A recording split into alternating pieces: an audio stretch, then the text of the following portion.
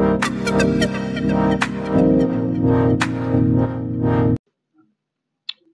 students, এবাৰ SSLC যিসকলে দিছিলা যিসকলৰ এক্সাম বেয়া হৈছিলে ঠিক আছে ধৰি লোৱা ফেইল কৰিছিলা তেওঁলোকৰ কাৰণে কম্পাৰ্টমেন্টাল যোনটো এক্সাম হয় কম্পাৰ্টমেন্টাল এক্সামৰ তোমালোকৰ কি আহি গল লিংক মানে কি হয় নটিফিকেশন আহিছে ইয়াত এক্সপেক্টেড ডেট কিছুমান দিয়া আছে যে জুনত এক্সামটো হ'ব অৰ্থাৎ তোমাৰ জুলাই শেষলে ৰিজাল্টটো ঘোষণা হ'ব এই কথাটো হল কি কেতিয়া পাৰিবা কেটা সাবজেক্টত তোমালোকে এটো কি কম্পাৰ্টমেন্টাল এক্সামটো দিব পাৰিবা তাৰ এটা টেন্টেটিভ নোটিস এটা আহিছে তোমালোকক যেতিয়া আপডেট হ'ব লগালগ মই তোমালোকক ইনফৰমেশন বিলাক দিয়ে থাকিম গতিকে এতিয়া সোনকালে বেছি সময় নাই সো ইয়াত কি লিখা আছে expected date of exam June 25 registration made start হ'ব মানে ধৰি লোৱা মে ফাৰ্ষ্ট উইকৰ ভিতৰতে মানে বিহু পিছত মে ফাৰ্ষ্ট উইকত ঠিক আছে মে ফাৰ্ষ্ট উইকত তোমালোকৰ ৰেজিষ্ট্ৰেচন ষ্টাৰ্ট হ'ব ৰেজিষ্ট্ৰেচন তোমালোকে টেলিগ্ৰামত জয়েন হৈ লবা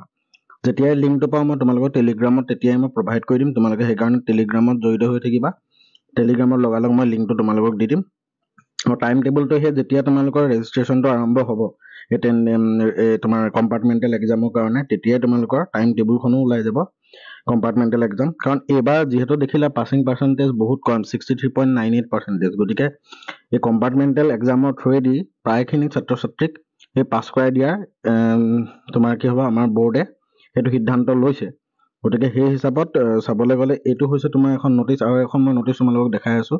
এটো চোৱা কোনে পাতিব সেবাই পাতিব সেবা আসলতে বোৰ্ডখনৰ নাম কিন্তু পৰীক্ষাটো কোনে কণ্ডাক্ট কৰে ASSEB Assam state school education বোৰ্ডে তোমালোকৰ পৰীক্ষাবিলাক কণ্ডাক্ট কৰি আছে এবাৰ আৰু পৰীক্ষাটোৰ নামটো কি হয় SSLC কম্পাৰ্টমেন্টাল এক্সাম বুলি কোৱা হয় ইয়াত ঠিক আছে আৰু এক্সাম তোমালোকৰ জুনৰ মাজ ভাগতে এক্সামটো হৈ যায় এটা কোনে কেটা সাবজেক্টত পাৰিবা ইয়াত কোৱা আছে সো ইয়াত কৈছে চোৱা এই সেকেন্ড প্যাৰাগ্ৰাফটো তোমালোকে ভালকে চোৱা students who do not pass on the first attempt can appear for the SEBA compartmental exam. This option is available for those who have failed in up to 3 subjects. So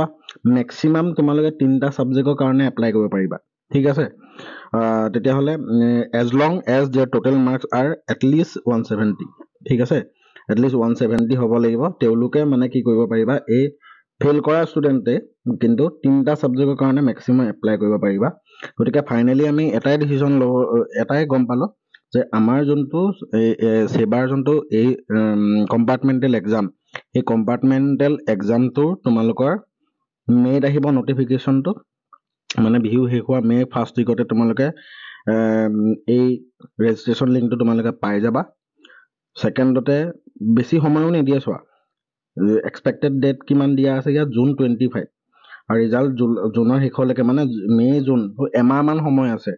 ঠিক আছে মে তোমালোকৰ registration start হ'ব জুনত exam হ'ব গতিকে যদিহে তোমালোকে এই বছৰতে পাস কৰি যাম বুলি ভাবিছা যে নেক্সট বছৰলৈ মই ৰিপিট নিদু এবাৰ মই ধৰি লোৱা কোনবাই এটাত ফেল কৰিলা বা কোনবাই দুটাত ফেল কৰিলা বা কোনবাই তিনটাত ফেল কৰিবা ম্যাক্সিমাম 3টা লৈকে তোমালোকে এপ্লাই কৰিব পাৰিবা